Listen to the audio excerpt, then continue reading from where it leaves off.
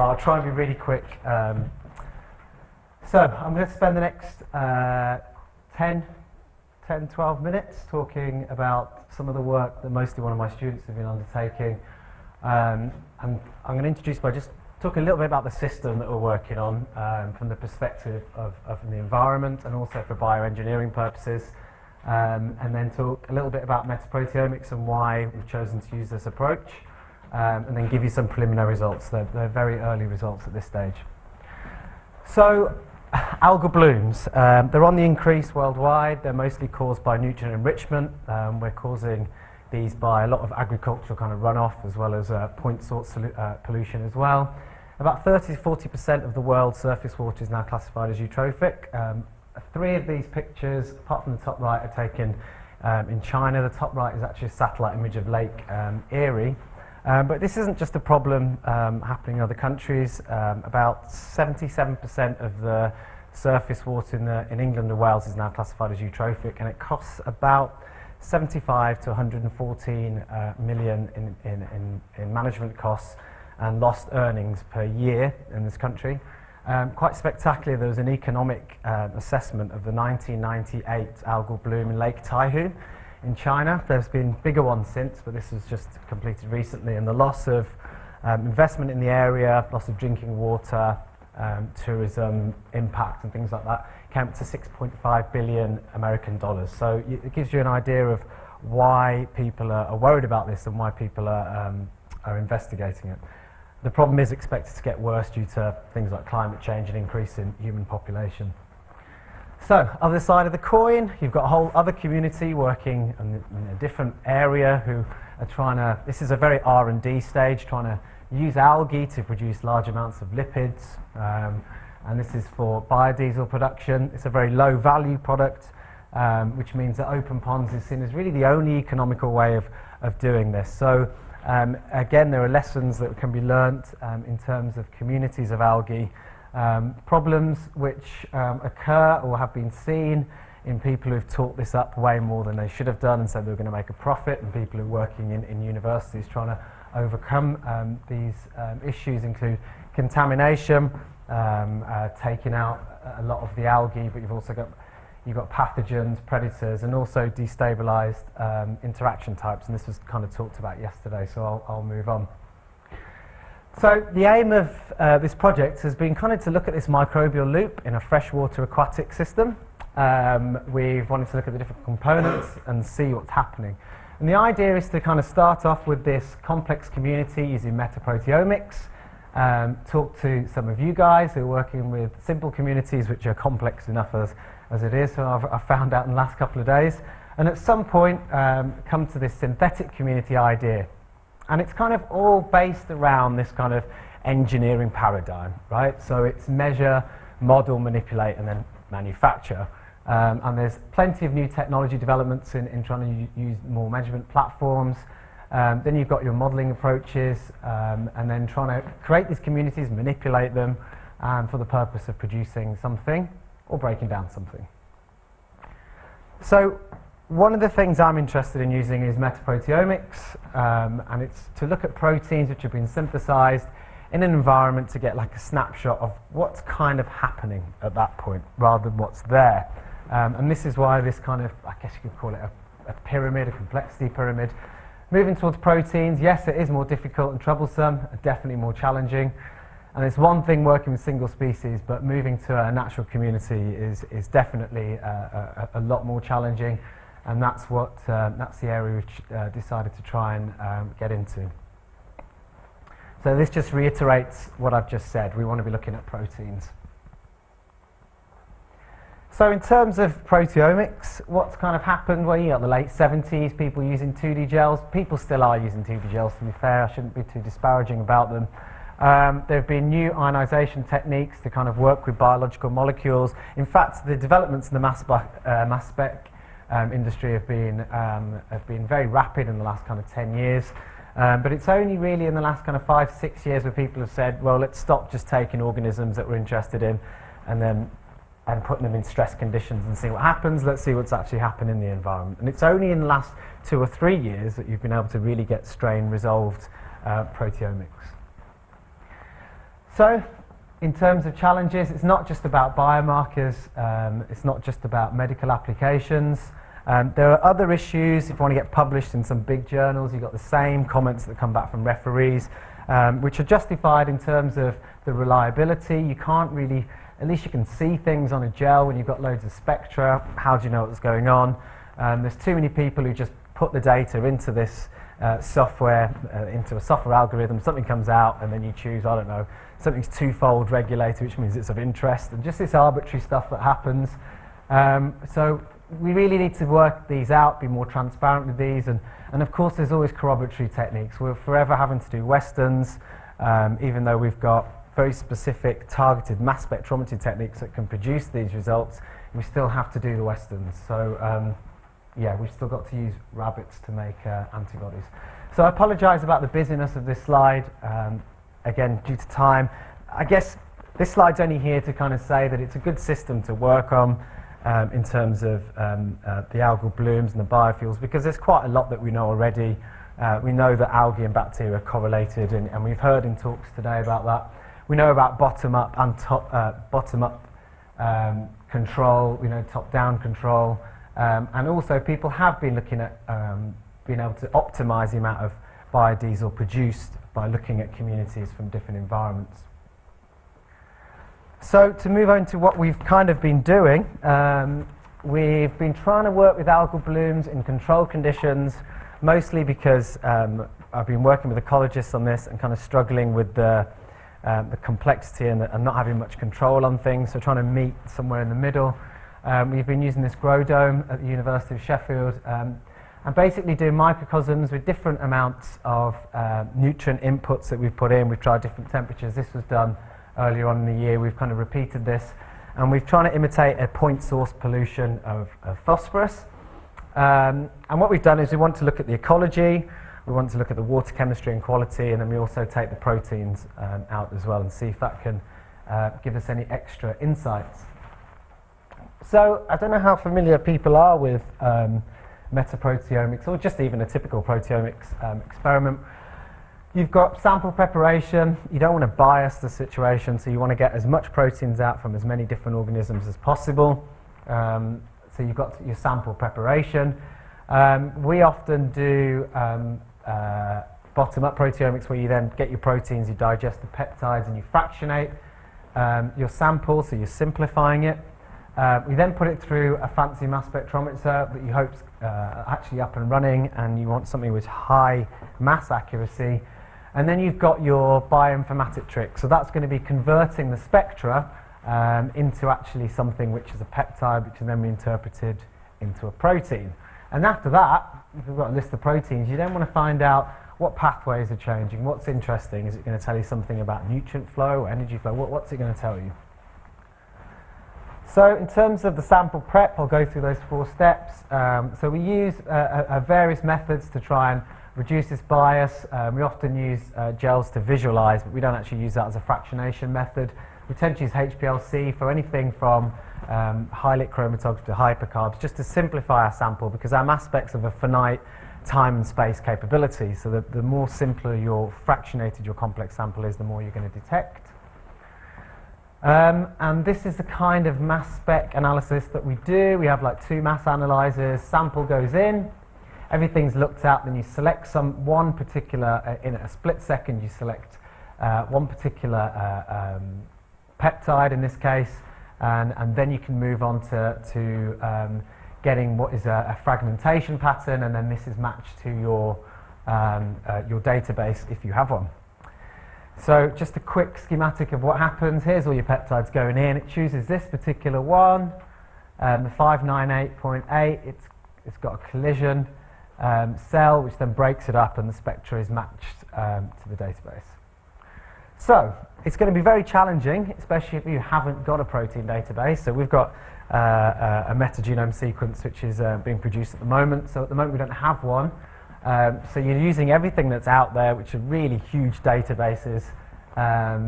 You've got very similar sequences in these samples, and if you've got these large databases, you have very high false discovery rates. So you've got to deal with this issue of being statistically happy with your data. You can either get exact peptide matches, so if you've got something in your spectra which is in a database, that's great, you get your match. But what about if there's an amino acid substitution or mutations and differences? Then you're in a bit of trouble. So you have to then start using, which is very computationally demanding. You have to use de novo sequencing, you do this homology search, and then you need to combine this. There are bioinformatic tricks. People are working on this. The more I talk to people about metagenome sequencing, the more I realise is that that's not a finite art anyway. So to do proteomics, I guess you have to be a little bit mental. But what you're doing here is you're trying to find out with a very high false discovery rate what organisms are present. You can then use this particular software. You can then try and reduce your database size based on those organisms, go back, do a more stringent search, and you have more confidence in what's actually there. So that's just one example. So just to skip through some of the results that we've got, we've done some, so we've done a lot of the micronutrients, but some of the major nutrients, you can see where we're predicting where the bloom would be occurring due to increases in dissolved oxygen. We've also done a lot of DAPI staining. This has been supplemented by 16S sequencing, which we haven't crunched the data at the moment.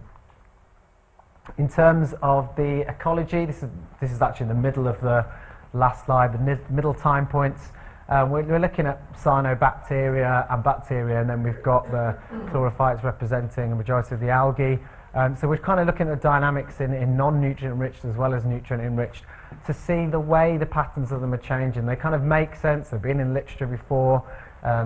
Again, we heard from people before about the fact that you've got correlation between the bacteria and the algae. Algae will go up towards, bacteria levels will go up towards the end and then come back down again, but your cyanos are also coming up towards the end. So you get your list of proteins. What do they do? Do you get more functional insights? It's such an expensive tool. Why bother? Well, I mean, if you think about it, you've got all these lists of proteins. It's almost like if you look at it in terms of, if you look at it like an ecologist, you get such a complexity in these natural assemblages, and you've got different things doing different functions. So you can group them into functions almost like a food web. And I guess it's the same kind of thing with peptides, where you've got proteins as well, which are of similar function from similar organisms. What are you going to do with them? So one of the first steps and the easiest steps we found is to, again, group these into function and kind of look where you've got huge obvious changes. Are there big groups of functions in there that are not in there? And then you can start to mine down and start looking at the more subtle changes, and that's when you can start to find things out. So in terms of the huge, bigger kind of changes, again, this is a few months old. We've just been looking at 3 time points here. We've actually got 6. And you can kind of see changes in where energy is being generated for the system, and it's moving towards more kind of photosynthesis. You've got things like nitrogen fixation, which appear towards the end, which we've not seen before. And then we've got this whole group of protein synthesis, which seems to be happening at the end, which kind of tells you that there's a lot of changes, a lot of adaptation. And this is where we've kind of been focusing, actually, in the last couple of months. What do we do with this data further? I mean, this is again another thing. This is a colleague of mine in Paris is doing this for us. So this is kind of mapping our data. Proteomics data is very, you've got lots of gaps in it. At least with transcriptomic data, there's less gaps. But you're dealing with large complexity with lots of gaps. So we want to try and see if we can actually get some metabolic pathways, and this could be related to a specific nutrient, for example. Phosphorus would be an obvious one for an algal bloom. And then we can try and pull out what kind of networks are being regulated amongst the different time points. This is just a couple of time points we've been looking at. And also I must stress that it's being based on semi-quantitative data at the moment. This needs to go up to more fully quantitative. And it's semi-quantitative because it's based on spectral counts more than anything else, which you could relate to abundance of proteins. So we're then looking at pulling out specific pathways and trying to look at how this relates to the ecology. Because the biggest question is that does it add anything? Can we compare it to people who are still going out and counting things? Does it, is it worth getting a mass spec out on this, or should we leave it for the medical and bioprocessing industry? So this slide is just to kind of show the most abundant kind of proteins we have, and really the fact that there's so many predictive proteins. We need to look at these, and some of them are regulated hugely, so we need to get a function out of them, rather than just saying that they're just uncharacterized. In terms of who's there, as I said, the 16S data and the 18S or ITS data has not been properly looked at yet. But this is based on just proteomic data. So to be really quick, we've got a movement to more cynos, which are not all nitrogen fixating. There's also actinobacteria coming up towards the middle of the bloom, which would make sense in terms of decomposition and recycling of these biomaterials. I could talk about this more later on. So I guess preliminary conclusions would be that we need to have more quantitative analysis, which we're going to achieve. We want to be looking at the function rather than just who's there. And the ultimate aim is to kind of see if we can find something that's happening within these communities and help us to design simpler communities to kind of engineer and domesticate this microbial leap and see if we can actually pass something on to these bioengineering or bioprocessing industries that want to grow these in large quantities and really, really fast, like my talk. Is that all right? Excellent. Thank you very much. Thank you. Any questions? Did you know what organisms you had to start with? I mean, how many there were? It's a good question. What we've done there is we've taken the inoculum from what we decided was a healthy lake based on talking to several ecologists. So we do know what that inoculum is, and that's gone for 16S analysis, but we in no way decided what it was before we started the experiment, so it wasn't. Yeah. With hindsight, would having knowing what was there to start with been useful, or is it better to have done this objective analysis? Well, this, I guess it would have been useful. I guess at this stage, as I say, when we're kind of starting off with just getting everything that we decided would be in a healthy pond or lake, and then working out who the main kind of players are, we'd need to repeat it. Even if we repeated it a month later, I'm sure we'd get different results because it'd be a different community. So, yeah, I guess what we're trying to do now is work from the other side, or what we ultimately will do, by knowing what's in the community. So maybe we can manipulate more on that basis later. You began by saying you thought that the biodiesel had been sort of oversold, but obviously you still believe in it as prospective technology. What have we got to do? What problems have we got to solve to go from where we are to sort of well, I think biodiesel nirvana? Sure. I mean, I don't know if it's a solution here in the UK, but it certainly is for other countries. I think it's got to be all the way across the process. Actually, we've got like 20-30% of the costs of the process come in harvesting. So it's not even related to producing more amounts of lipids in the actual cell. So it's from growth to maintenance to dealing with the oil industry as well. So I think there are quite a lot of challenges. I think when I went to a conference on this 3 years ago in America, it was dominated by. There weren't that many academics there, but it was dominated by big numbers and what was going to be achieved. If you go to a conference now, there are a lot more academics there, including microbial ecologists. So it has that feeling that people are realising there's a lot of research that needs to go into all aspects of it, really. Right, maybe one last question, if there is any. Henry? Yes. So I'm curious, how deep in these lakes did you sample your organisms from? So I know you had information on photosynthetic protein expression. I wonder if that's related to how deep you went. I think we only went down to, because we wanted to get autotrophs, and I think we only went down for like about a metre. I think we didn't go down very far. I mean, it's a good question because we didn't have sediment in there either, or high trophic levels, which would definitely add to the complexity. What we would need to do ultimately. You have enough of that already, maybe? Yeah, that's one of the challenges. But yeah, there'd be something to move on to, for sure. All right. Okay. Let's thank Jags. Thanks.